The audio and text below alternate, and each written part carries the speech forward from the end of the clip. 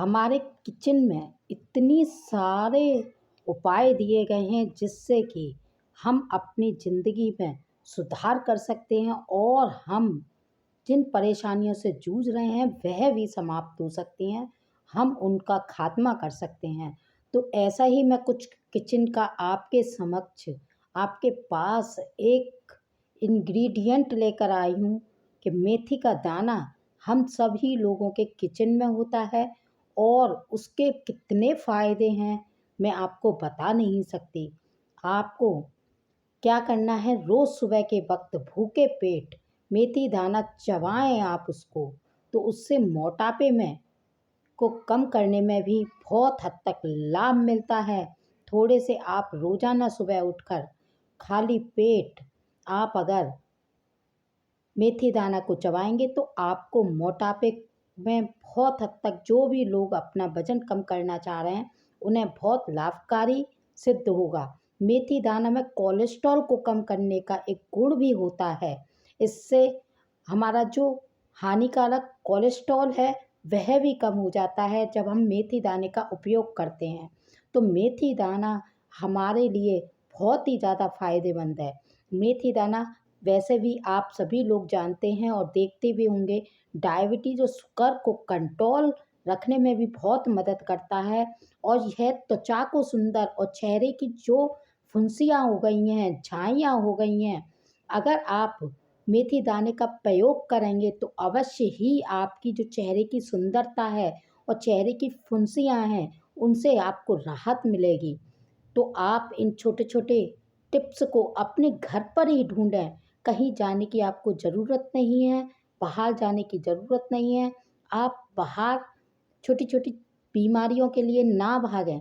आप अपने पूर्वजों और सनातन धर्म में और हमारी संस्कृति में इतने उपाय हमारे आज रसोई घर में दिए गए हैं, अगर हम उनको पहचान जाएँ और समझ जाएँ, तो हमारी आधी से ज़्यादा बीमारी वहीं ख़त्म हो जाएगी। बहुत से लोग मैं आपसे कुछ डिस्कस कर रही हूँ कि बोलते हैं कि हम जो वीडियोज़ बनाते हैं कि आप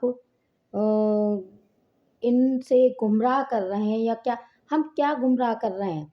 पढ़ाई एक बहुत अच्छी चीज़ है, हम भी मोटिवेट करते हैं। पढ़ाई करो, कर्म करो, ये किस्मत पर डिपेंड करता है। लेकिन अपने सनातन धर्म को, अपनी संस्कृति को, अपने हमारे जो पूर्वज हैं, उनकी जो धरोहर है, उनको हम कैसे भूल जाएँ? तो हमारा सबका यह दायित्व बनता है कि हम अपने बच्चों को अपने सनातन धर्म और संस्कृति और को कभी भी भूलने ना दें।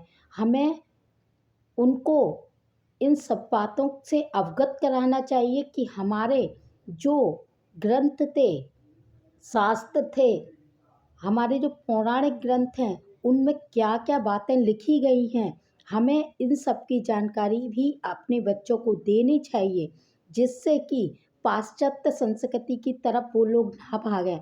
आपने देखा होगा कि पाश्चात्य संस्कृति के लोग हमारे इंडिया की जो धरोहर है, हिंदू संस्कृति है, उसको अपना रहे हैं और आज के समय में हमारा जो भारतवर्ष है उसके जो बच्चे हैं वो पाश्चात्य संस्कृति की तरफ भाग रहे हैं।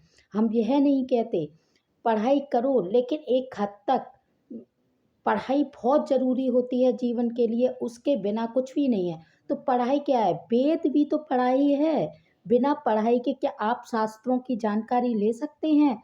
क्या मैं यहाँ पर बैठी हूँ बिना पढ़ाई के मैं आपको शास्त्रों को बिना पढ़े क्या कुछ बता सकती हूँ? जब मैंने पढ़ा है, मैंने शास्त्रों को देखा है, समझा है, ग्रंथों के बारे में जानकारी ली है, जब भी मैं आप तक यह जानकारी पहुँचा रही हूँ। अन्यथा कोई बिना पढ़ा लिखा हुआ कैसे